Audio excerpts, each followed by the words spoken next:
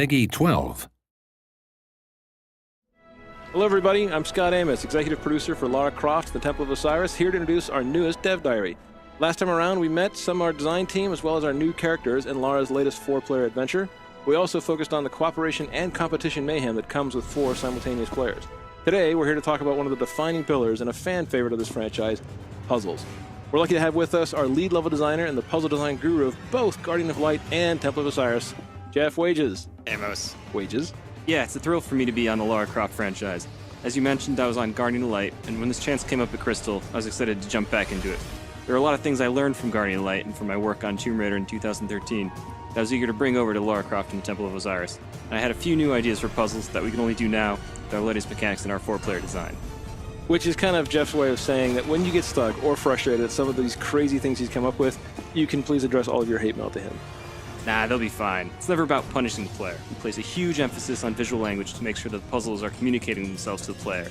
After that, they can cooperate and experiment and work until they find their own aha moment that solves the puzzle. Which is, honestly, for us, that's the fun, to see people get through this game, to play it front to back, to see everything. And the game is fully playable in single player. And co-op, people need to work together, though, right? Since we have 2 different classes, we split up their skill sets, so then we have these custom cooperative puzzles. As we said from our last diary, we've got archaeologists and gods. I'll let Jeff talk a little bit about their skills, but certainly having these characters that have different things. Jeff, give us a few examples of how these guys work together and the kind of things they can do. Sure, so the grapple line is a returning feature from Guardian of Light. It gains a powerful ability with 4 players, and that each player is their own grapple point, so you can maneuver in a lot of new and exciting ways. The Egyptian gods bring the Staff of Osiris to the table, which shoots a beam of light which solves puzzles and can manipulate anything in the world that has these glyphs of Osiris baked onto them. So even like, when you had Teltec and Lara, where you had kind of these 2 different classes that were split up in the last game, right? Now we're talking about having these kind of puzzles where people not only have to work together, but even on the timing side of it. We talked about it with the last playtest. We watched people playing, saying, okay, I'm going to hold the staff, 1, 2, 3, and then they let go too early. Their friend jumps across, dies in the pit of spikes. Those seem like those great kind of cooperative puzzles that we're kind of striving for. Exactly. It's one of the fun challenges of designing puzzles that can scale from 1 players to 4 players. We try to add new interactive elements as more players enter the game. One of the simple examples that you'll see here is that in single player, Lara must manipulate the mirrors to destroy the rifts in Duat using the Staff of Osiris. Whereas in co-op, one of the gods must use their staff to lower this platform while Lara manipulates the mirror, and then another one shoots the staff to destroy the rifts. And it's just one example without giving too much away.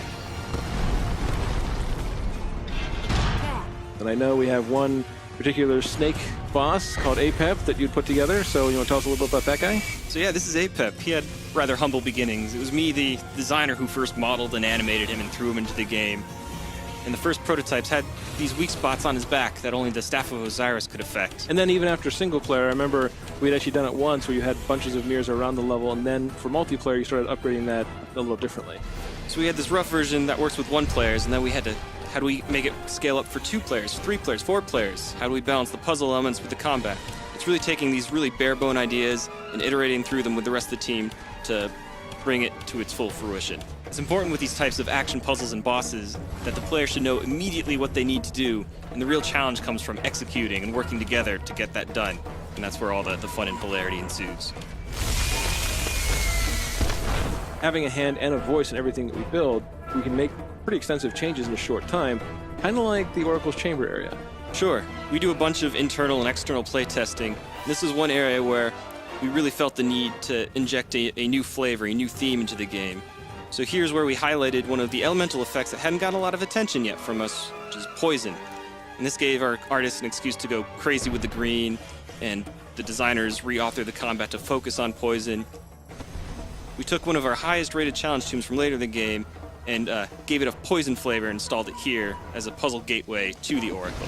Which, clearly from the playtests after we'd done the change, boosted up both the experience, the puzzle experience in that area, and introduced the unique combat that the Oracle area has, with all the flashier and dramatic touches and lighting effects, even that eerie kind of creepy aura that we managed to put in there throughout. So everyone, we hope you enjoyed another sneak peek into some of the new puzzle elements coming in Lara Croft, Temple of Osiris. Thank you, Wages, for walking us through what it takes to build some of these crazy puzzles. We're super excited to put the finishing touches on Lara Croft and the Temple of Osiris. You can all play it on December 9th, 2014 on Xbox One, PS4, and PC. See you all online.